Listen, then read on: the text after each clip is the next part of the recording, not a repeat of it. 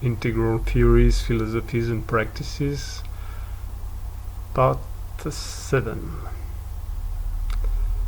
So we started last time to inquire into the most renowned and most widely publicized system of integral philosophy and theory and practices in modern times, which would be the integral theory by Ken Wilber. We started to see that it can be made sense of only if we understand what Wilber is trying to include, what is trying to make work together in a system, what is trying to repair or reunite, and what is responding to into the global cultural and historical framework that is living in. So all the fragmentation of the worldviews due to the massive diversification of the population after the Second World War, so more and more migrants from more and more diverse countries, more and more contacts due to the widening of trade and the after effects of the Second World War that created all these networks of close contact from what nearly was and what would become the Central Empire, the only empire remaining from the Western world, dominating on the ruins of the older empires of France and Brittany and Germany.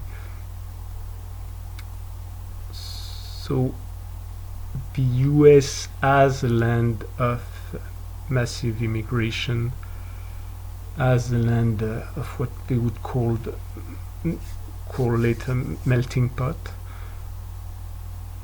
were faced by this very, very strong fact that people could very hardly understand each other due to the extreme diversification of cultures, of political points of view, and of philosophies, religion, whatnot.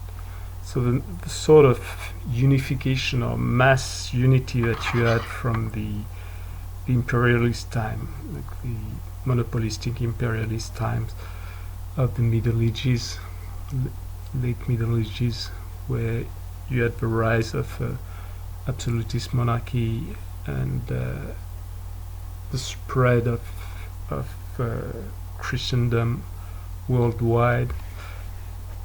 This was sort of a movement of unification, which at the same time was breaking down due to its own inner turmoils with Reformation and many other things.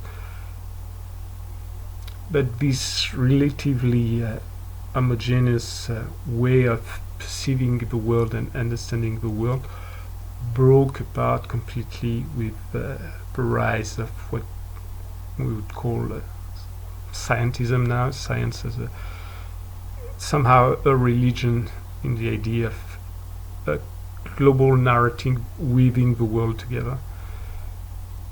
And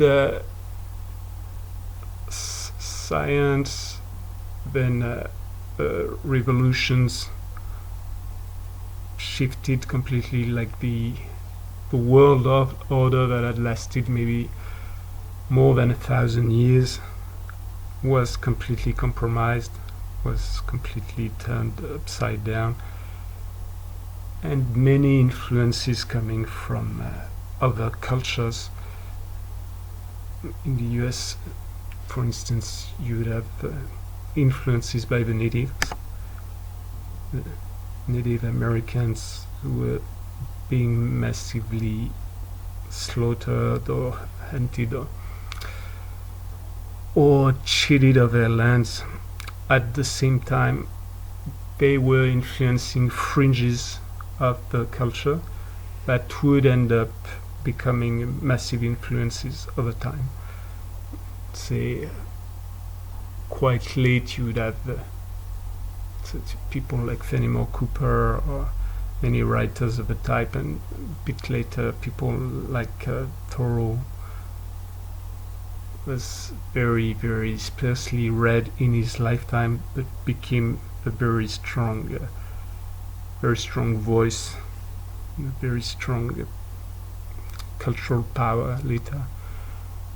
So all these brought the world to an amount of diversity that we started to get used to.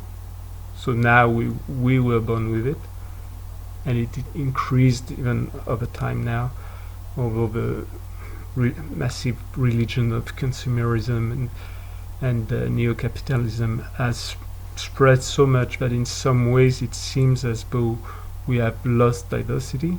In other ways, you have such a mix of people, culture, religions, ways of seeing the world, ideologies. Now in modern times you would have a huge difference in the information feed. Like, people can basically create their own cultures and their own information world with access to the internet. Increasing again with AI. So all this brought to, not saying that it's how Wilber thought about it, but it was part of the matrix, the field around him, when he started to devise what would become integral theory. And the things that you see appearing, like the blocks that he adds and piles on top of the other, like the quadrants, are an answer to what you can see in the opposition of the arts against science, or the subjective approach being opposed to the objective approach of the world. People seeing value, seeing beauty, seeing and pushing it as valid aspects for decision. And on the other hand, people promoting or just describing the idea that things are only pragmatic. It's this sort of idea of real politic and the likes. So you have all these different aspects, and the way to try to reintegrate part of society somehow, or part of the people, would be to create a framework where these things could be articulated together. So you have the quadrants in the integral framework. You have the levels.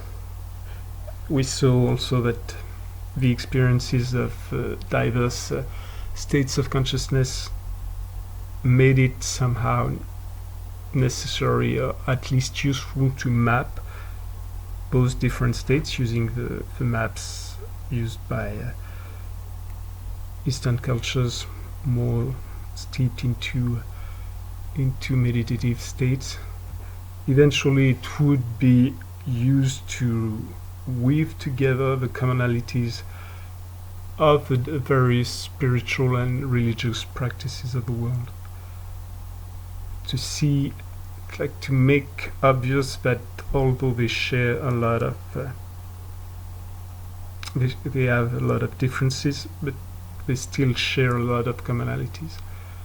So the mapping together by displaying the array of differences, but showing how they could organize together, showing one way where you could make sense of all these differences, not as oppositions between the minority that would be right and the majority that would be wrong, the ones carrying the truth and the ones carrying illusions or lies.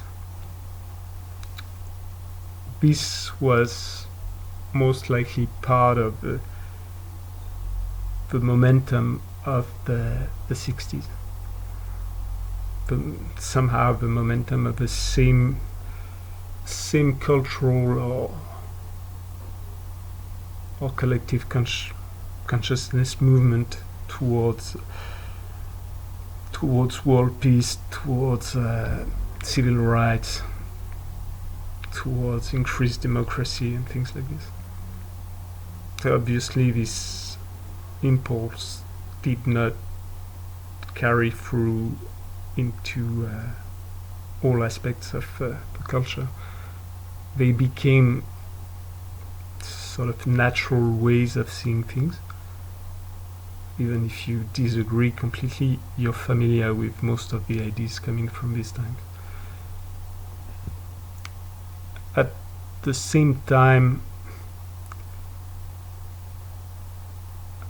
the integral impulse was trying to do something very practical, which was to bring in the Eastern technologies into the fabric of the Western world in a coherent way. Wilber was trying to show how all the scientific research, the psychological research of people like Piaget and even Freud or Jung, how it could be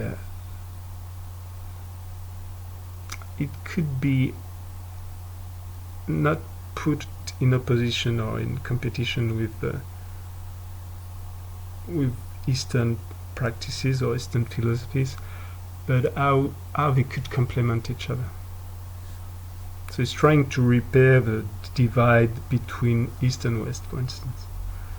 East and West not being the communist and the capitalist, but being Western philosophies springing from the Judeo-Christian tradition and the modern philosophies and scientist frameworks that came from it, and the Eastern practices.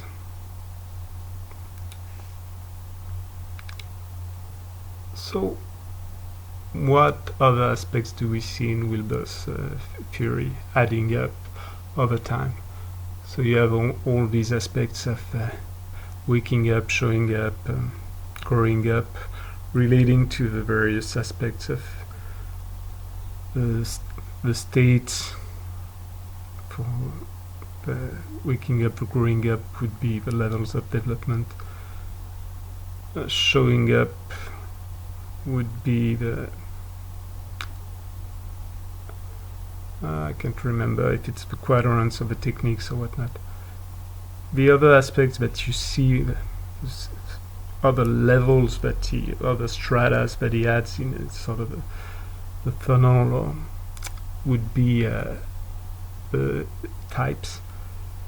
So the types are the way of bringing in the broad diversity of people, of categorization of people, of things for that matter. So the types would be feminine, masculine. At the time did not include more, but the feminine and masculine could be taken as a sex, like it's male, female. But as a polarity, the way you find it in many old traditions, and say in the yin-yang polarization, every being contains a modicum of both, and it's sort of in some ways, if you go deep, every person would be just a very specific combination of both fundamental principles. So the practices vary widely according to the types of the people. practices that are suited for women may not be the same as practices suited for men, or most suited for men. And the same would go for all other types, ages. You do not teach very young children the same way you would teach adults or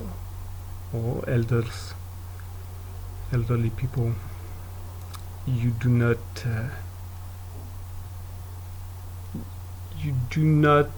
carry the same type of practices exactly the same way in relation to the cultures, ethnicities. Even say that if you train something, you do not train the same way. If you're doing martial arts, you will not play a game the same way if you're tall and if you're small, if you have long reach or smaller reach, if you're heavy set or light. You have a lot of types, differentiation, but sort of differentiation by relatively fixed categories. A lot of types have a very strong influence on the way things are practiced. And so this also is part of a necessary array of tools that are integrated together to try to make this overall map that would allow for the potential understanding of all people's perspectives. You would later find things like the internal techniques used. You have the lines. The lines would be sort of the set characteristics, the different types of intelligences as mentioned, and so on and so forth. So what's lacking in Ken Wilber's work? Obviously a lot of things. What is, so for instance, there's no stronger. So Wilber, for instance, was practicing bodybuilding, or like was lifting weight, and he saw the interest of cross-training.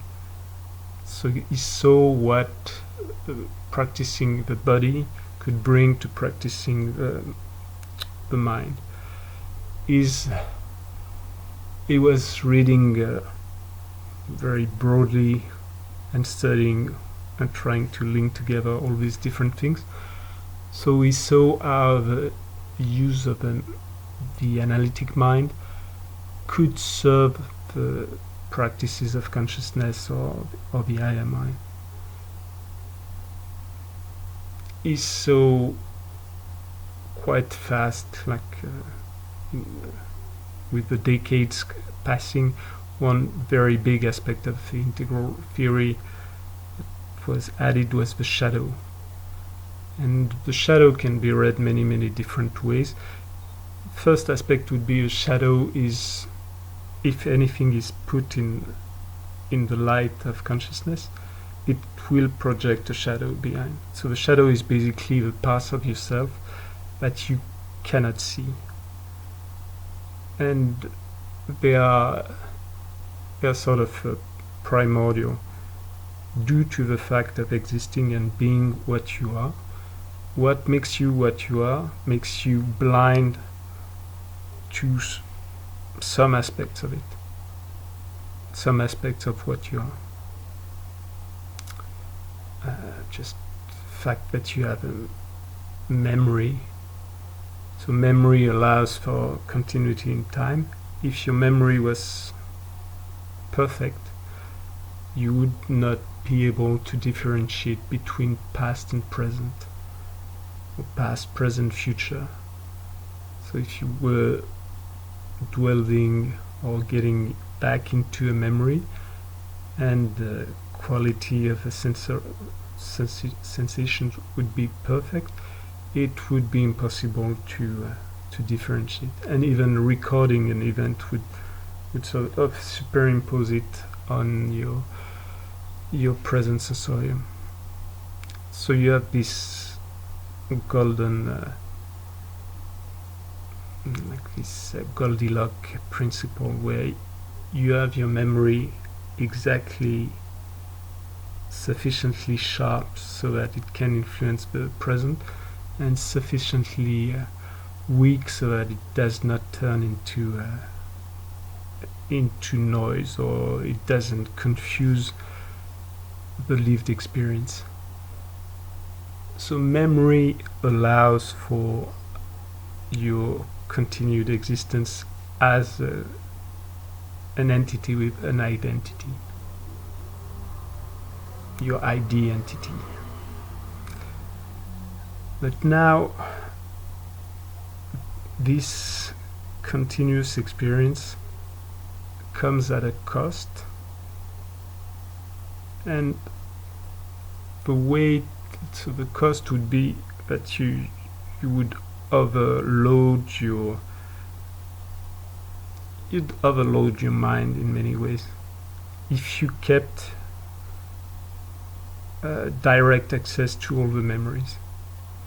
So as seen is in hypnosis, for instance, you have registered a lot of things, a lot more things than what you consciously remember. But it's not made available because you would just simply not be able to function. The overload of information that we're living in the modern times, with the amount of information available, is nothing compared to the actual amount of raw data that is caught at any given time by all the types of senses and all the types of sensibilities, if you include intuition and things like this. So the way to exist in all this ocean of information is to limit it by units of time, and then to allow for the outflow of forgetfulness.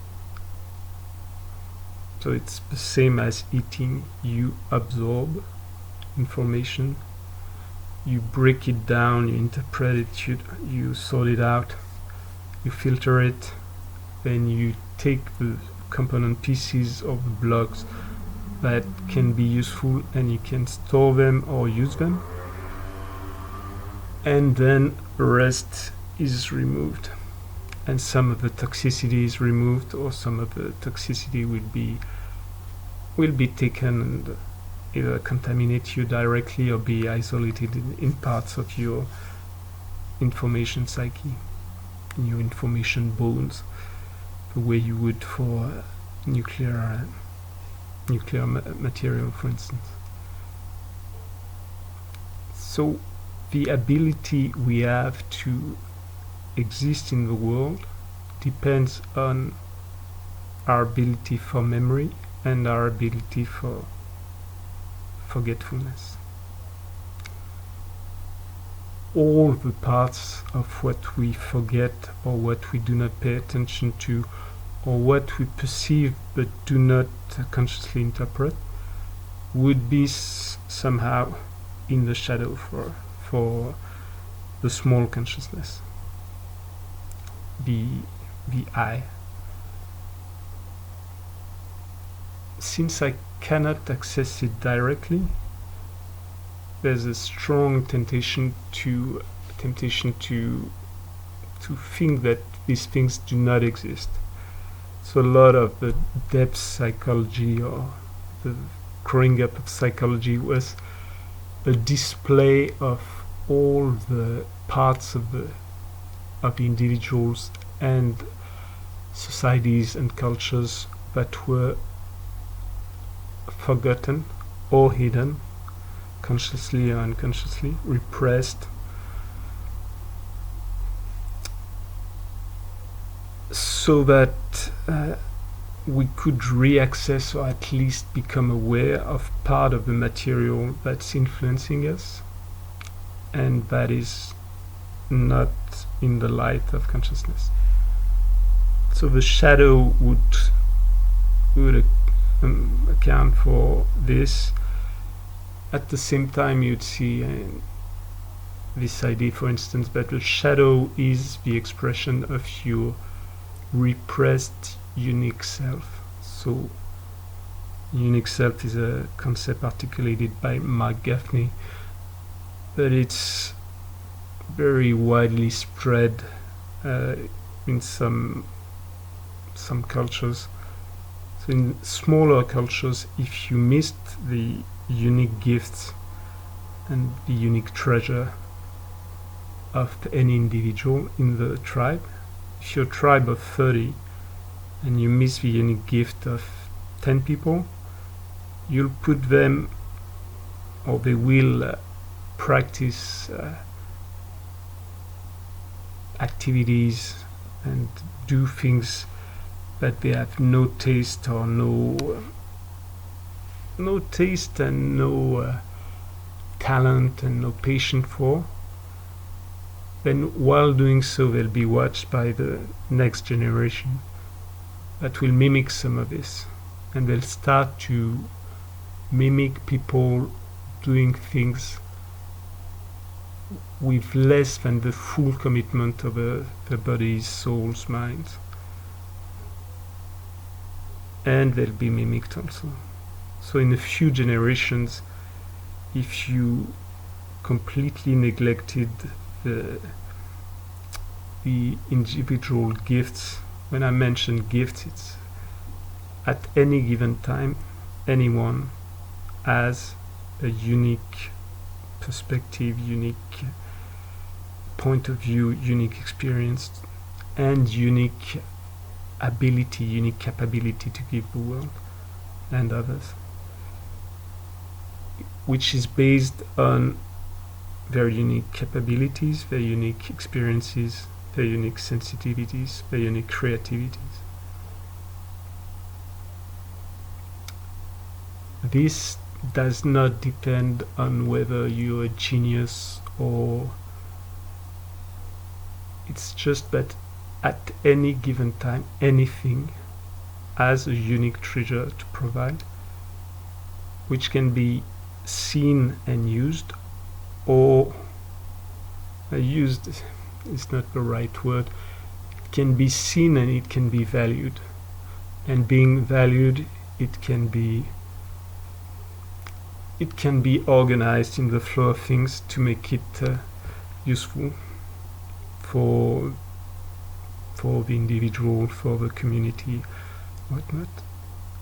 Even the brokenness of people, of their ignorance, can be a tool.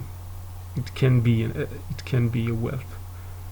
If you have a lot of specialists and you have people that have absolutely no idea on the subject, they're the only ones that will be able to question it from the ground up. But anyhow, so the idea of the unique self is this treasure, this unique treasure, and this unique call or vision that someone would have if they were mentored in this way, which is basically maybe not a clear vision, but global direction of what you're here for, what you want to do in this world. If you neglect this, you break down people, you turn them into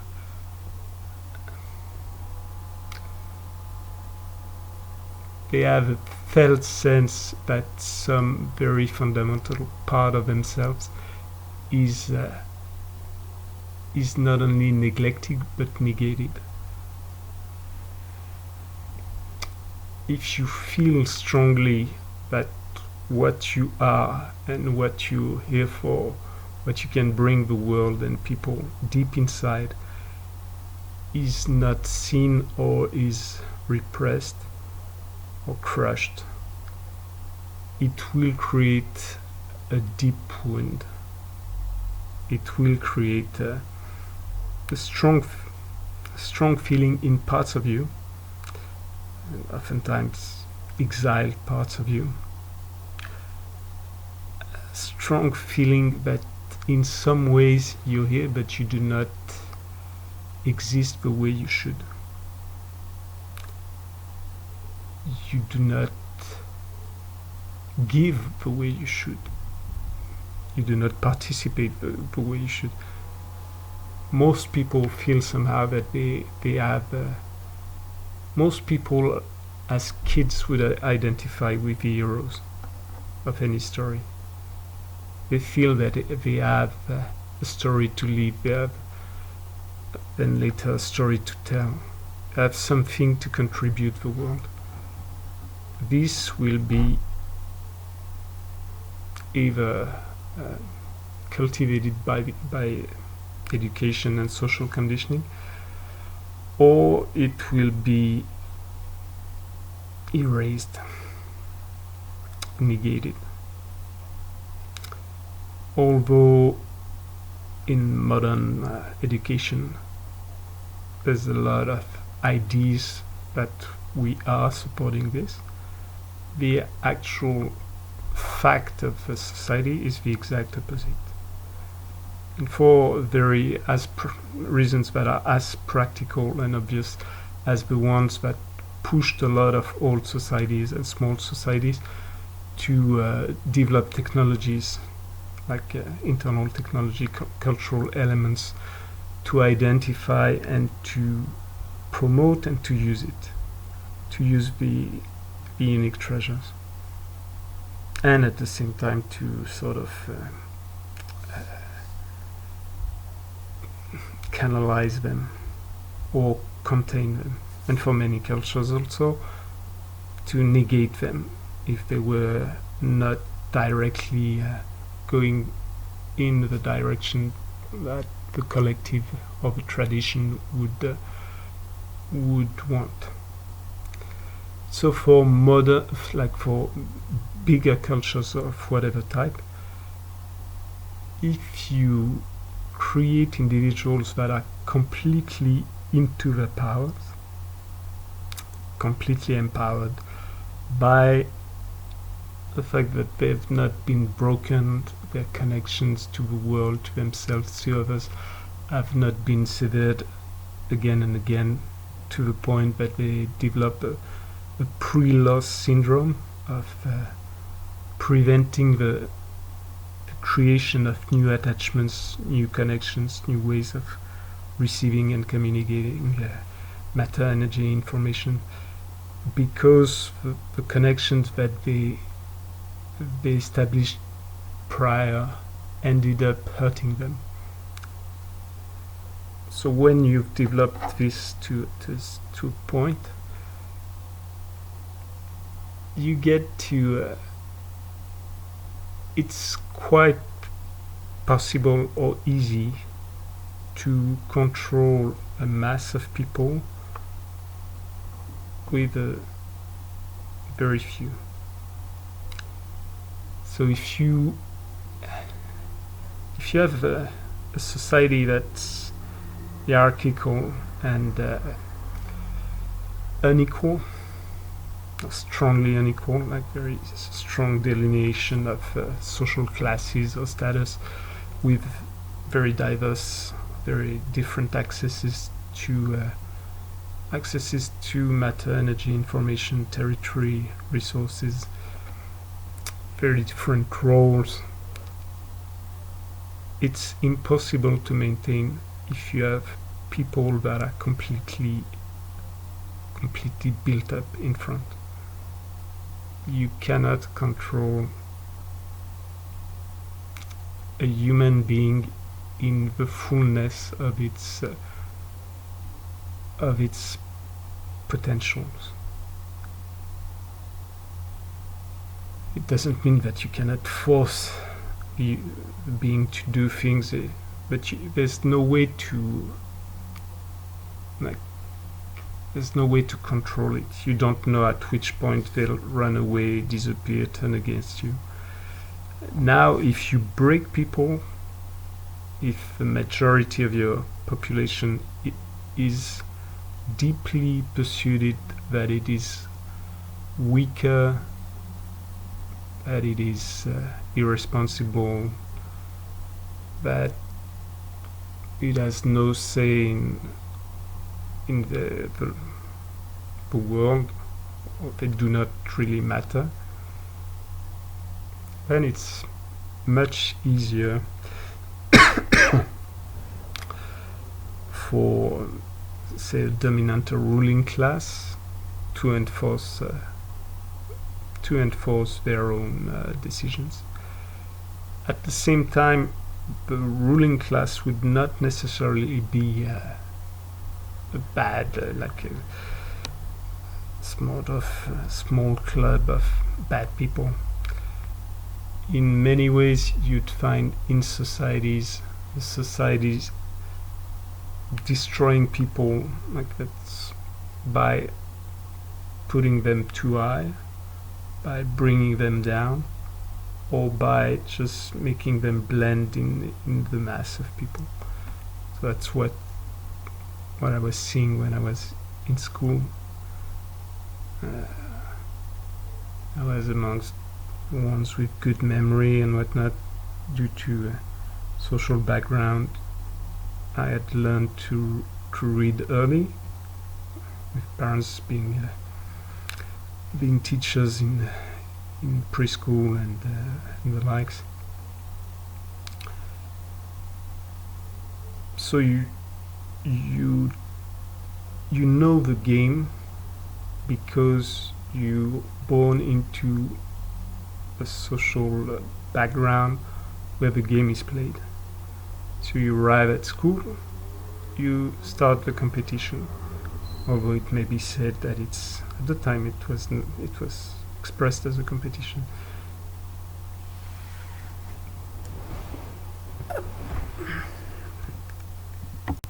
So if you succeed, people would start telling you that you're the elite, you're born to sweet delights, in William Blake's words. And then I had friends who had a lot of capabilities that I did not have, but who didn't know how to play this game due to, most of the time, basic social background. So there, if you play the game bad enough, if you're born in conditions that are rough enough so that even if you wanted, learning is difficult, it's difficult to find the incentive, and if you have whatever, no meaning, violence at home, or if you've already been broken, and there you're depicted as you're described by the teachers, sometimes unwillingly and in small remarks, or by your parents when they see the results, if they care, or by at the time when they were giving the marks, it would start with the top and go down the list. So the top should be praised, but should be praised way above what the results really meant. If you play the game, you know that it's rigged. You know that the competition, like a lot of competition that we see in our society that promotes so much VID. You have the soccer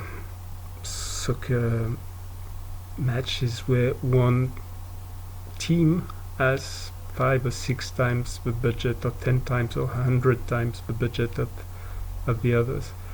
Same with Formula 1. When I was a kid, I was at a loss seeing how winners were always the same teams and the same people. until I understood that they were not choosing the same cars and then seeing who was the better driver.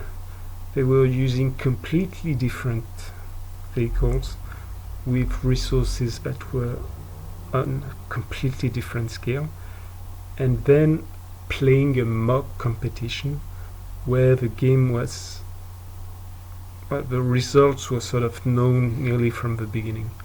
You could have a scant occasional freak accident where a small team would win.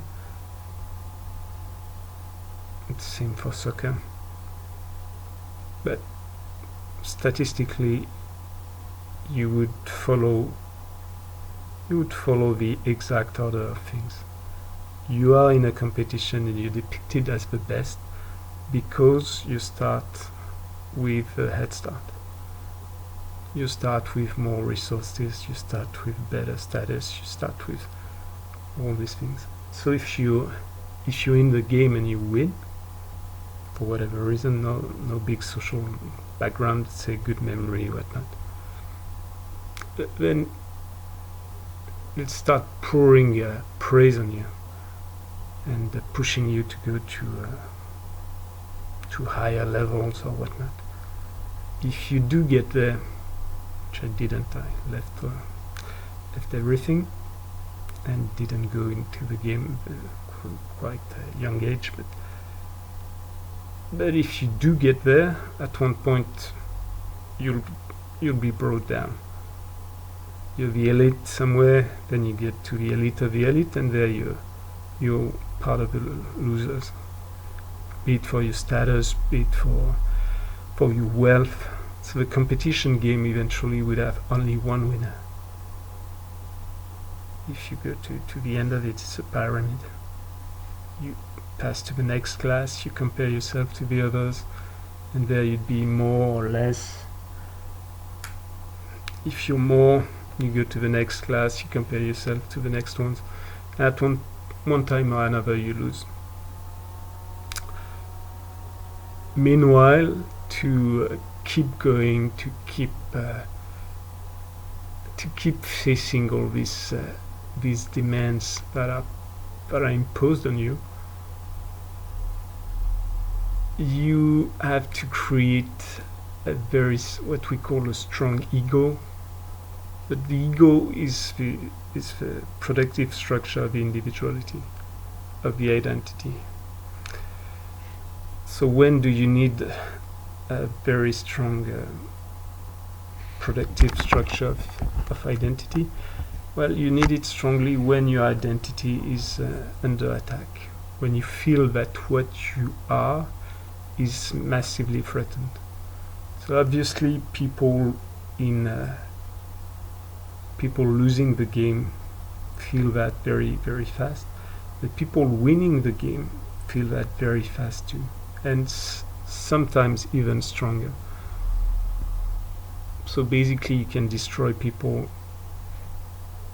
by putting them on top, by abusing them, oppressing them, bringing them down, and you can destroy them also, what was very common at school, by mentioning, so you'd start with the top of the class and it's all very good, very excellent work, whatnot, goes down and down, then it gets to nothing to say, average as usual.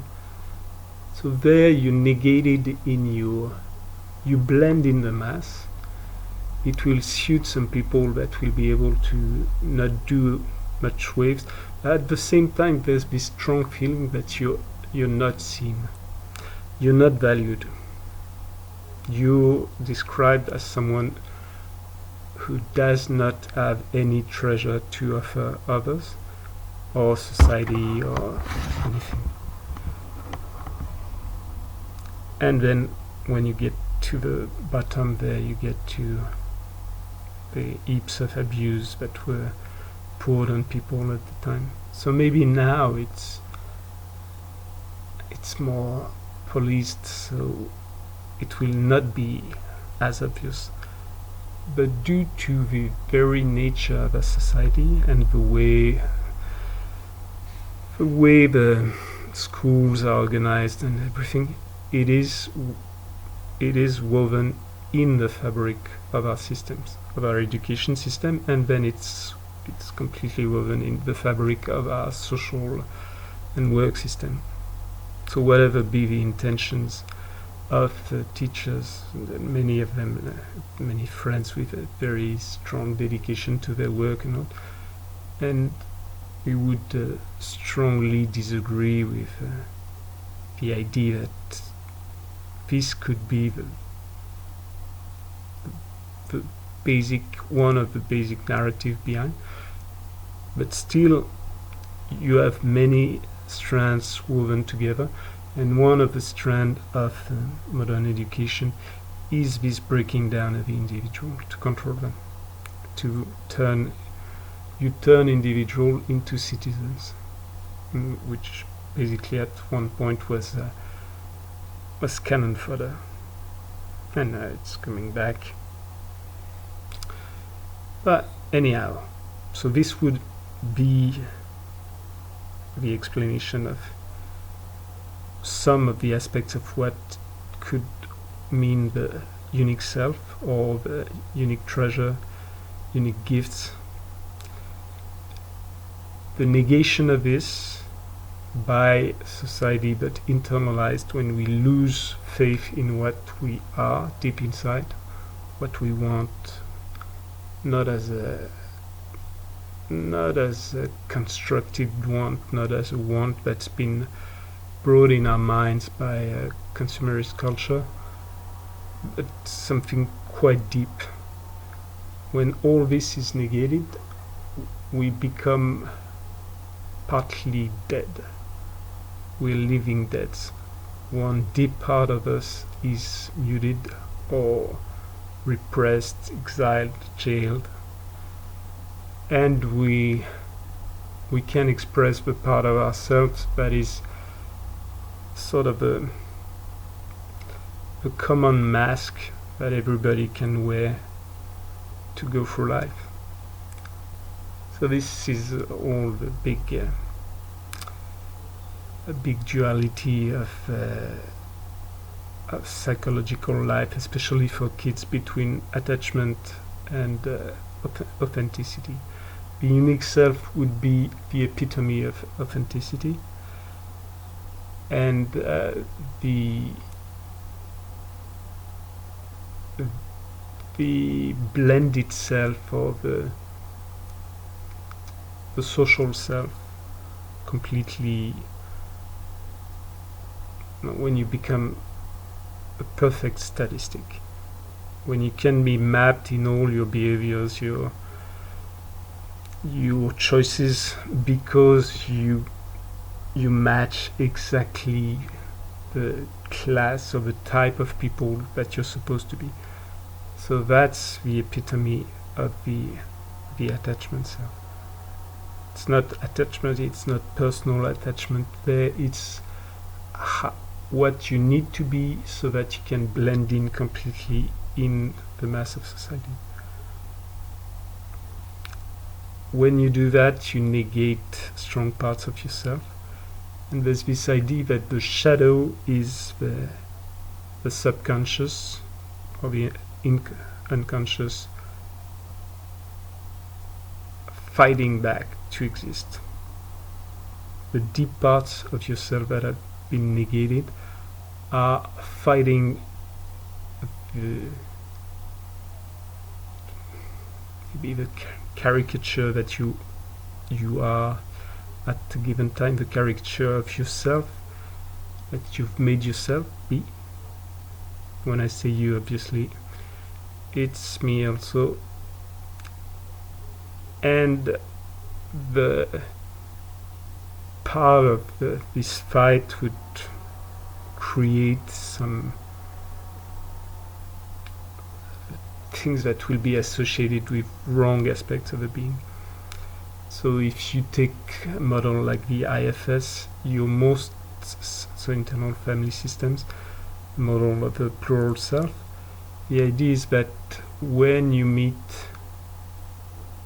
violence, oppression, trauma for the first time. So trauma is not an event, it's how the event is first experienced and then recorded. So for something to become a trauma, it needs to be something you cannot interact with, you cannot escape, you cannot fight it, you cannot escape it, you cannot change it. Before the fighting, you cannot co-create it, you're not a participant in it. So then you get to, if you cannot co-create it, maybe you can react to it or fight. You cannot fight, maybe you can flee. You cannot flee, you get to all the various responses, like in the F system of stress response, you get to fawn, where you submit, or faint, you lose consciousness completely, so you can lose yourself into drugs, alcohol, you can numb yourself to life so that you do not feel the pain of it, and you can freeze. And freeze would cover a lot of what we call dissociation, distanciation, differentiation, division. So these are the natural responses to a threat. When you flee, you distantiate yourself from it. Even when you dodge something, you put a distance between you and a threat.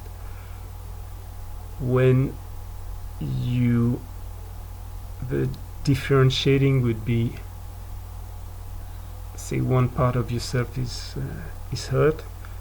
If you completely identify with it, you're in so much pain, you cannot do anything. So you will differentiate. You will say something like, I am not my hand. This is only a flesh wound. It's only a sprain. It's only this. So this would be diminishing in some way, maybe a different strategy.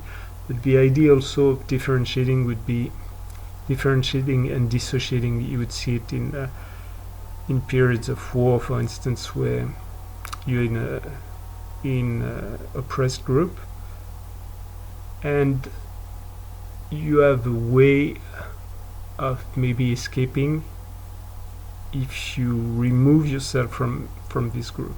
So if you differentiate yourself, you can show that you're not the same as the group under attack, and then you can dissociate. So dissociate is you break down the alliance, you break down the friendship, you break down the association with this group, so that you can save yourself.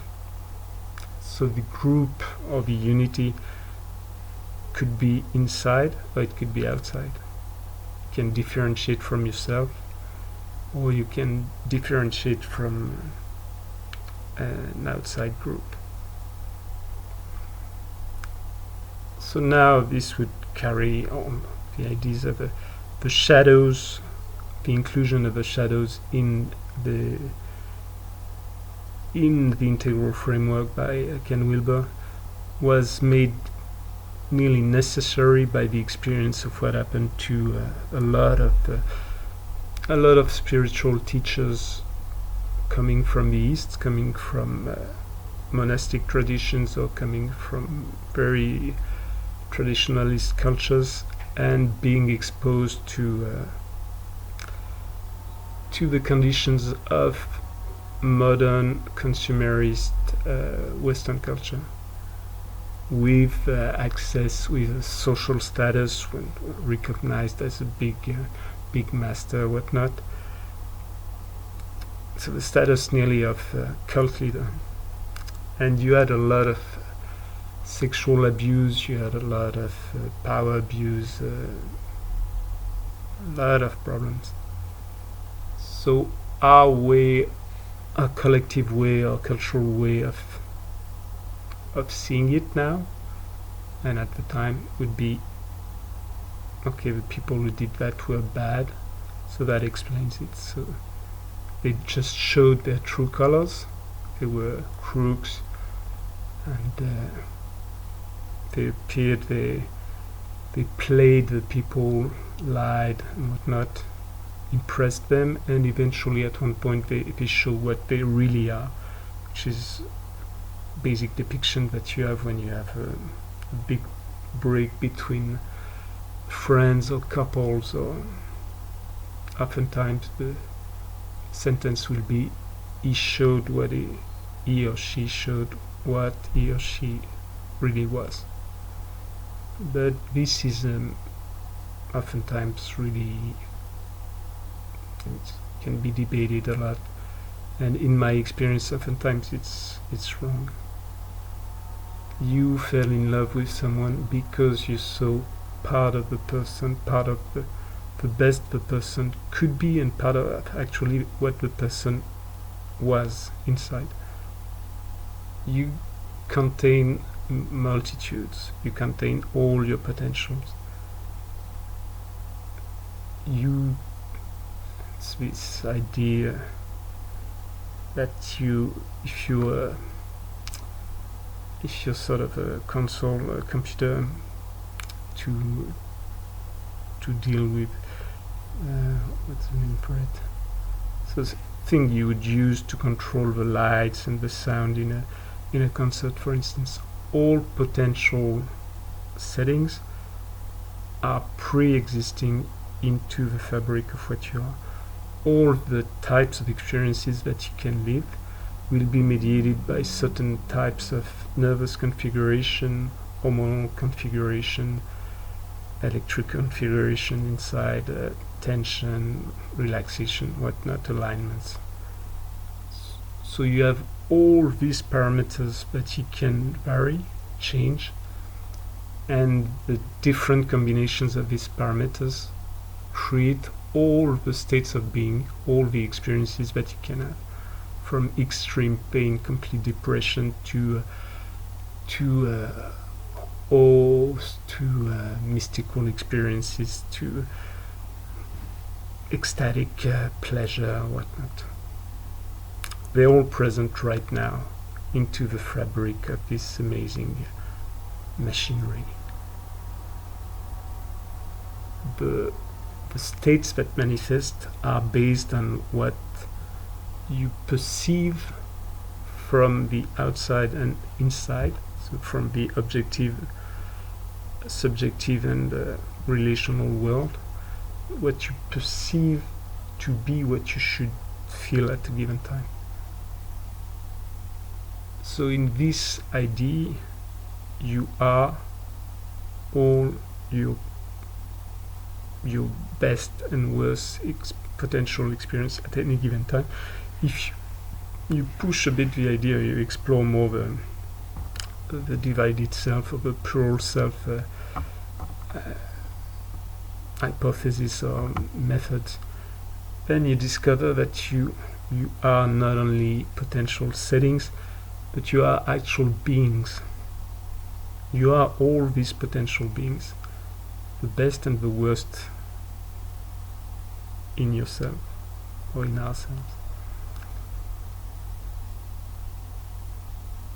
There's this very deep direction that Orland Bishop was describing as a way of relating to people. You can ask yourself, what aspect of myself can I be so that the others can be the best aspects of themselves?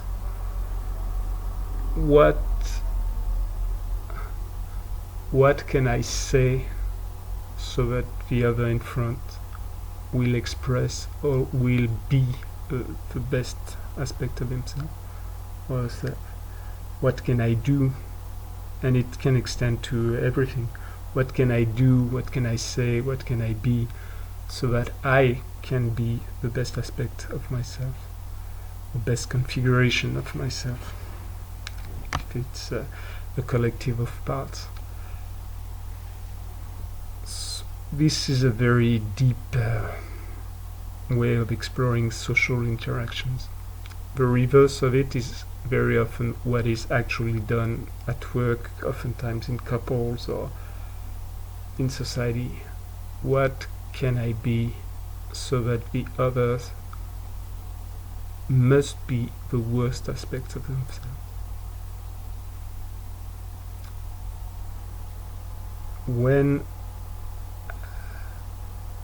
When you debase yourself through language, through perception of whatnot, you create in yourself for all the rest of your parts or aspects. So if you picture yourself as a mind, then you create the conditions for all your body, your heart, to be the worst aspect of themselves. If you go into the divided self aspects, then all the other parts that are not on the seat of consciousness, not commanding the big robot at the time, they will, due to the communication you have with yourself, you debase parts of yourself, they will be under attack. In society, you see how we speak, how we talk to each other, what we say about whomever we dislike. We're doing exactly the same. Most of the time, we're doing things that allow or force the others in front to be the worst aspect of themselves, to do the worst things they can do, to say the worst things they can do, and to create this ripple effect, this sort of negative trophic cascade or vicious cycle that will promote more and more of this. So the shadow in some way is the after effect of this negation of ourselves, of this attack on ourselves, on the deep fundamental aspects of ourselves. And it's the fight back of all the rest of our aspects. A way I use oftentimes to depict the shadow or the shadows would be anything by its very nature as biases, drifts, due to only to the shape of things. The shape of things in themselves generate properties, and these properties, according to the conditions, can be deemed good or bad. But whichever way, these properties of these shapes, these constituents, these links and whatnot, will create secondary effects. Amongst those secondary effects, you would have left on their own. They can be biased, go more one way than another. They can drift. It's pretty much the same, but left to their own device, they will go more and more in a direction. So there's all these ideas of positive feedbacks, self reinforcing loops, as opposed to corrective feedbacks like negative feedbacks that would bring back into the followed line, the preferred line. Then dead angles, as always, due to the nature of your body structure and whatnot, you have angles that you won't see. You cannot see what's in your back directly with your physical eyes. You can access the feeling of it, but it's much more difficult than seeing what's in front of you. So metaphorically, whatever be what you are, what you do, you do not see what's exactly the reverse, the opposite of it. You need the persons that are in front of you and at the side to tell you what's in your, what track you leave, what imprint you leave, what's in your wake as you're moving through the river, what happens behind you. You can turn around and try to see it. When you turn around, the only thing is you're still projecting. Oftentimes you're projecting, so you have the sun is in front, you're faced by the sun, you leave your shadow behind, you turn to see your shadow. You do not see the entirety of it because it's dimmed. But so that's part of the idea. What you reject, what you pile in the environment. If we take the diversity principle of ecology, for instance, any being, the more similar they are, the more they will consume the same thing, reject the same thing, refuse or excrete the same things that will add up in the environment. The more they will change the environment in the same ways, the more they will concentrate the same predators, pathogens, and so on. So the ability to create complex systems is directly dependent on diversity, not as a display of it's not decoration, it's the very fabric of complex life, complex systems. You have other beings that take what you refuse, what you reject, and consume it and turn it into something else that others will consume, and all that in a loop that will eventually feed you back. You will make one system or drift one way, but others will slightly correct it. The system does never get into balance, because balance would be the end point, would be the death of the system. Something always moves, so it's always imbalanced. If you try to go in a direction, you do not want to balance all aspects and freeze. But still, if you do not play between balance and imbalance, and you let it fall completely towards one pole, if you get strongly into imbalance, it's nearly for sure that you will never be able to reach your destinations, your objectives, your goals. Or you will get them too much. You want something, you're sure that's what you want.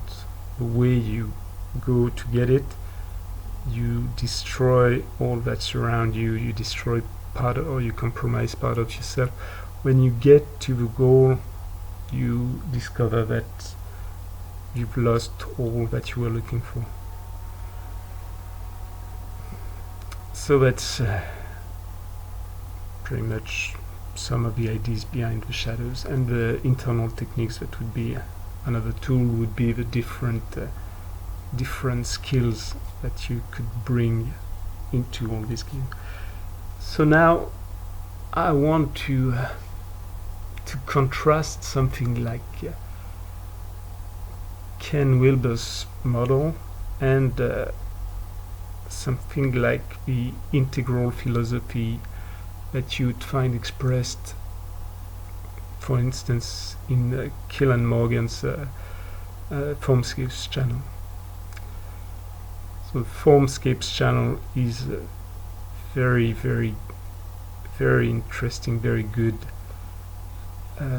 implementation of another aspect of the integral striving. So Killen does not specifically mention Wilber as an influence, and he mentions it more as I'd say a philosopher that's lost to money or to fame or to fashion or whatnot. And in many ways, he would, with few quotes or few sentences that I've heard, it would more sort of diminish his importance, or it's not abuse him, but demean it a bit. And we can see why if we see Killen Morgan's take, for instance. So the Formscapes channel is an integral attempt to what's tried to be reconciled or brought together are in many ways some of the same things that Wilber was trying to bring together, but the goals are very different and the focus is not the same either. So Wilber was meditating a lot, and he was training physical practices like weightlifting and doing odd jobs and whatnot, reading philosophy, reading a lot of psychological studies, a lot of things about the Eastern traditions. So what the system, the integrality, looked for was a way to reconcile all these trends. And Wilber is a boomer if it meant something for the time period where he lived. So Killen is much younger, he's in his 30s, and is most likely maybe not very deep into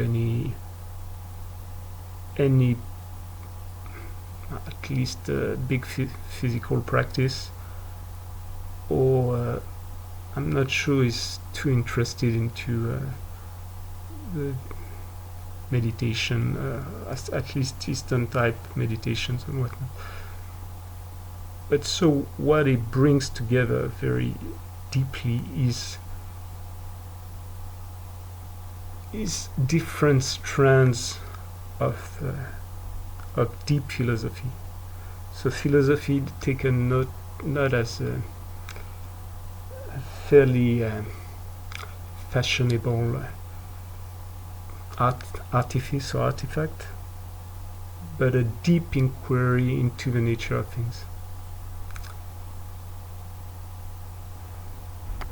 What Wilber was doing, in many ways what he is doing, is still popularizing something, or it's making it accessible and making it usable. Just the amount of diversity and complexity that it brings together, which is already, in some ways, it's a very, very simplified system, which is a very strong attack that can be articulated by people looking for exhaustivity, looking for depth. I'm not saying that system cannot be deep, but the overall fabric of it, even the overlay of the different levels, the states and whatnot, it's been a work in progress for a long time, and it was built more as a machine made to do something, or made to allow for a certain result, than it's not a deep philosophical or mental construction. In some ways, a lot of the mental coherence or the inner logic of the system is sacrificed willingly to get to some practicality, some use in practice. So since Kellan is exploring philosophy with a strong focus, obviously Wilber, when you read his books, it's often repeating itself. It's in some ways you could say that it can be felt that the system reifies or becomes a thing. It could even be said that it's guilty of Whitehead's vision of misplaced concreteness. The system becomes a thing. So you see in some interviews Wilber expressing the idea that it's been proven that there are levels of development, and in some ways he says that with it's a genuine what he says. It's what he feels but it's very easy in these fields also to articulate the fact that these are artificial categories in some ways, and the structuring is also a construction. As a all-time role player, like role-playing games player, when I first encountered, or not first, but when I dwelled deeper into Wilber's system, the first thing it made me think of is a role-playing character sheet, which in many ways it's supposed to be. So you're categorizing a character through types, sex, social class, whatnot, age, height, hair color, skin color. So these would correspond to the typologies of Wilber. Then through characteristics, attributes that would correspond to the lines, the different types of intelligence. For instance, like kinesthetic intelligence would be physical characteristics, and so on. So a blend of characteristics. Some would end up in skills in role-playing games, and then the levels could be the alignments or something of the type. So the alignments in the old Dungeons and Dragons, for instance, would often go from chaotic to lawful, using the old pattern by Moorcock and other fantasy writers, and from good to evil, and you'd have all the combinations of evil, lawful evil, chaotic evil, neutral, lawful good, lawful neutral, lawful evil.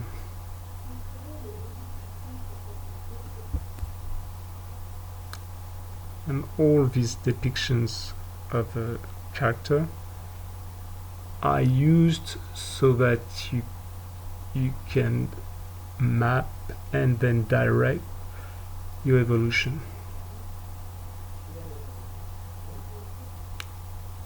in Wilber's approach. But so is a role-playing system a rendition of the real world?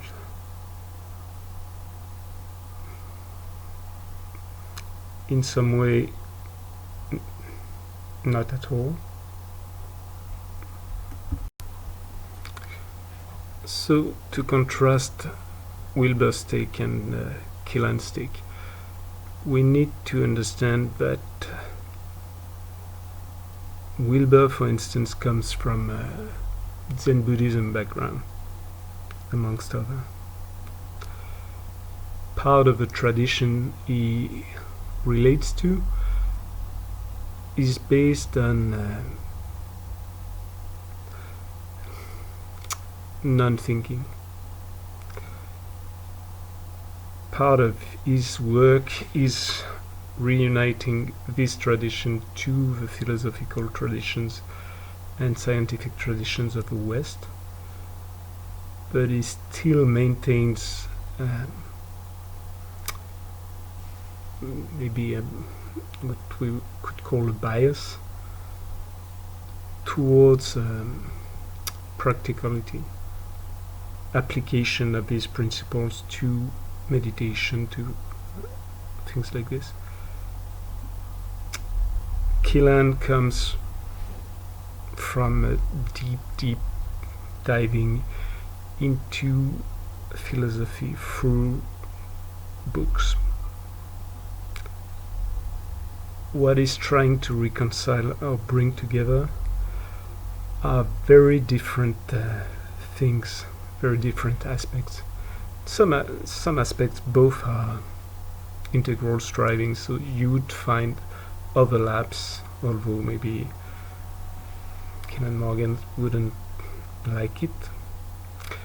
I doubt Ken Wilber has sufficient time and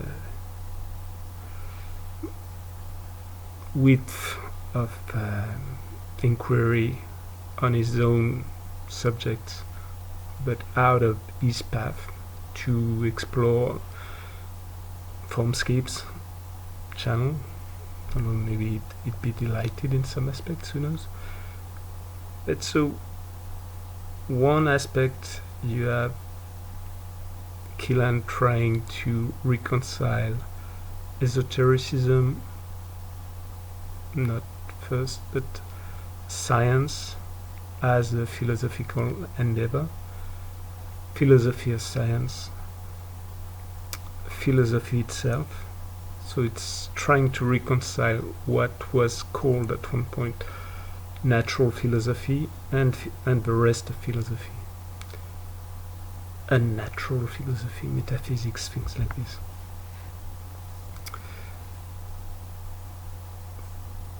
He bases his integral framework on depth of thinking, depth of weaving together strands to create a tapestry that makes sense. Most of the content is not directly applicable, meaning physically, for instance, or although everything could be translated into practices, and it's not directly maybe accessible. There's very good, very high quality of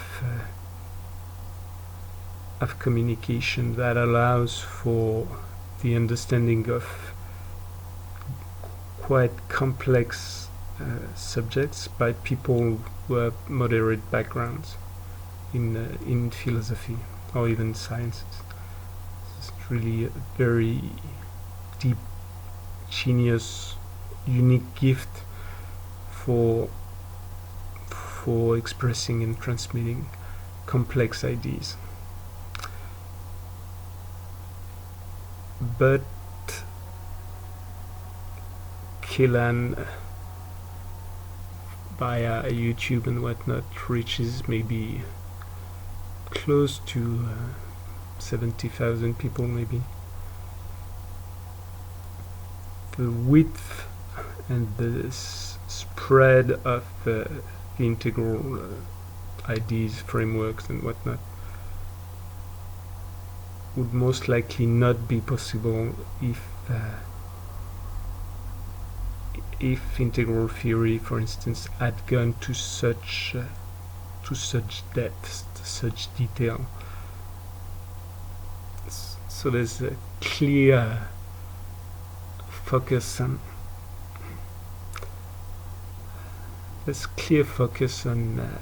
bright people, intelligent people, thinkers, with one type of intelligence, like literary or philosophical intelligence. Wilber, in many ways, would be depicted by many as already too abstract, too specialized. But what he presents is a very, in some ways, maybe somehow mechanistic system that's repeated again and again and again to give it texture. It's both a way of deepening the system itself, and in some ways it's a way of invoking the idea, creating it. You hammer it again and again, and after a while it seems as though the ideas expressed are really existing in the culture. And Wilber's approach was very successful, quite fast. So it wove quite fast too with the fabric of society, with big entrepreneurs, and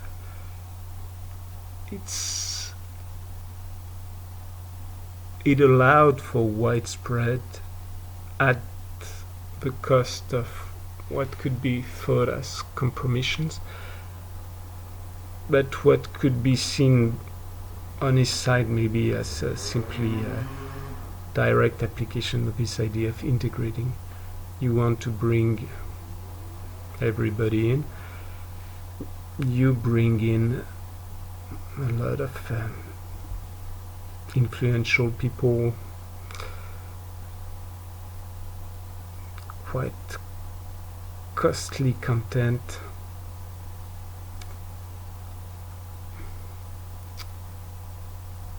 it's so that's the topic I'll get back to in more depth, but we need to see that the various endeavors of the integral are really linked to context and to the matrix of conditions that give them birth, and the internal expression of content, the internal life of people. So what I advocate for is an integral of integral approaches, a mapping together of diverse endeavors, diverse systems that have been woven or are expressed now, to not reconcile, because even the inner conflicts between systems is part of the wealth of it, but to allow for the perception of ecosystems of thinking, of practice.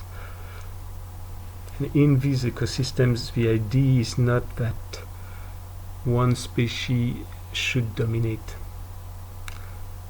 It's that you need to find the niche for all species, so that the overall system can thrive and generate life, generate nature, generate new opportunities to create new emergencies, and the spread of life. So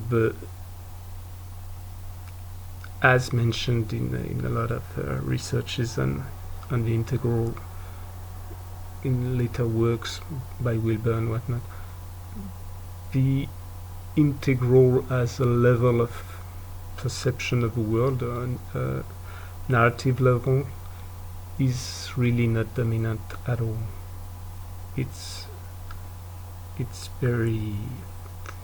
fringe way of seeing the world.